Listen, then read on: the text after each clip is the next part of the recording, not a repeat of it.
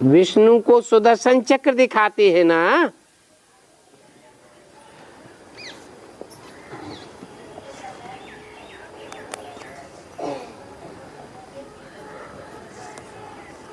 तो साबित होता है कि जितना जितना हम बीज रूप आत्मिक स्टेज में टिकेंगे,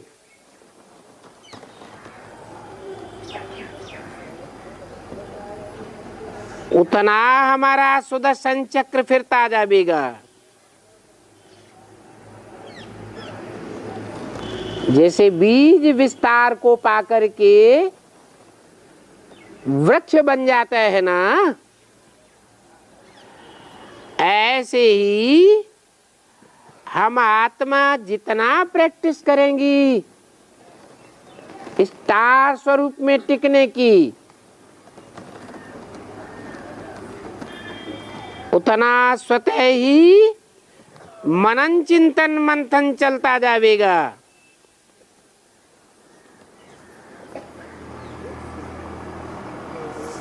विष्णु को सुदर्शन चक्र की याद दिखाते हैं ना, ये यादगार तुम्हारा है।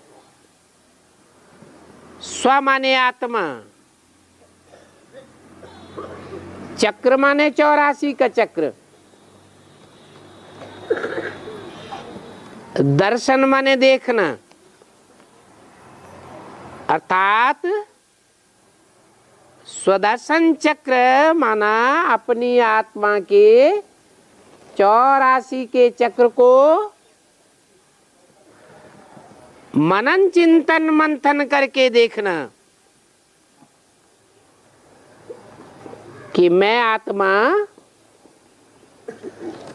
चारों युगों के चक्र में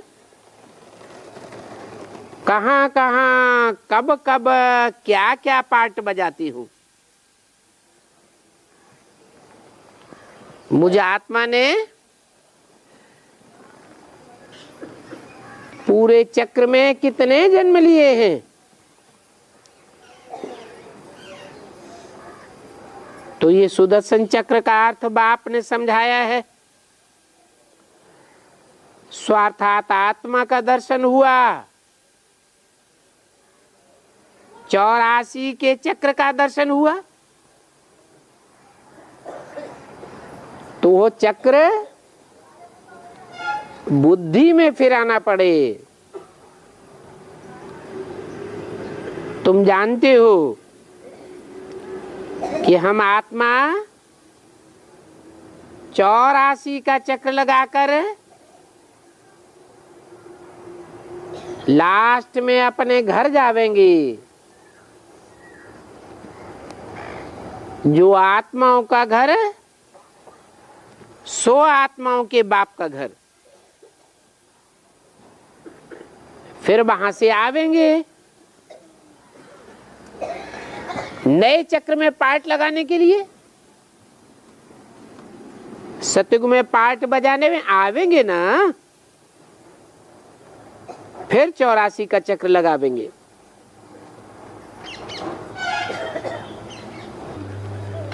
आत्मिक स्थिति पक्की हुई और आत्मा उड़ेगी ऊपर।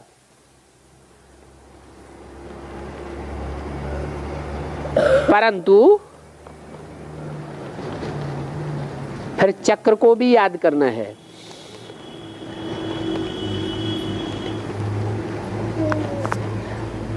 ये सारे 84 के चक्र का नॉलेज तुमको ही है,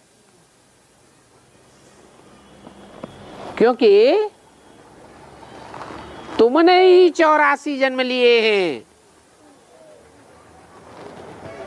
और आत्माओं ने 84 जन्म नहीं लिए। और आत्मा माने कौन? और कौन? तुमने कौन?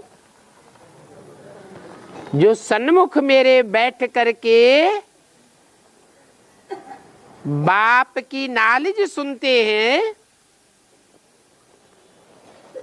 अंदर से भी सन्मुख और बाहर से भी सन्मुख। नहीं तो ऐसे बहुत है कि देखने में तो सन्मुख आकर बैठ जाते हैं, लेकिन अंदर से विपरीत संकल्प चलते रहते हैं। बाप समान संकल्प नहीं चलते, मन मनाभव होकर नहीं बैठते। देहभान के कारण, अहंकार के कारण तन तनाभव बनते रहते हैं, तन तनाते रहते हैं अंदर अंदर। तो ये कोई सन्मुख होना थोड़े ही हुआ। तो जो बच्चे मेरे सन्मुख होकर बैठते हैं वो ही बच्चे 84 जन्म लेते हैं, बाकी और धर्मों में कन्वर्ट हो जाएंगे।